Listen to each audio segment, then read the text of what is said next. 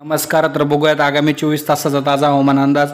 राज्यामध्ये काही जिल्ह्यामध्ये तुफानी पाऊस आहे, जसं की बुलढाणा, अकोला, वाशिम, अमरावती, यवतमाळ, वर्धा, नागपूर, भंडारा, गोंदिया, चंद्रपूर आणि गडचिरोलीमध्ये तुफानी पाऊस आहे, याची सर्वांनी नोंद घ्यावी. त्याचप्रमाणे पुणे, सातारा, रायगड, रत्नागिरी, सिंधुदुर्ग, कोल्हापूर या भागामध्ये जे आहे आपल्याला हलका ते मध्यम पाऊस पाहायला मिळणार आहे. म्हणजे एकंदरीत बघितलं तर जे आहे राज्यामध्ये आपल्याला काही भागात अतिवृष्टी पाहायला मिळत आहे, तर काही भागात हलका ते मध्यम पाऊस पाहायला मिळत आहे. पालघर, ठाणे, नाशिकमध्ये सुद्धा काही ठिकाणी पाऊस पडू शकतो. बीड, धाराशिव, लातूर, नांदेड, परभणी, हिंगोली, जालना, सोलापूर, सांगली या भागात सुद्धा पाऊस पडू शकतो असा अंदाज आहे. म्हणजे एकंदरीत बघितलं तर राज्यामध्ये जे आता काही ठिकाणी पाऊस नक्कीच पडणार आहे. काही भागामध्ये हलका ते मध्यम, तर काही भागात जे आहे या ठिकाणी जोरदार पाऊस पडणार आहे, याची सर्वांनी नोंद घ्यावी. पुढचे काही दिवस हे पावसाचे दिवस असणार आहे.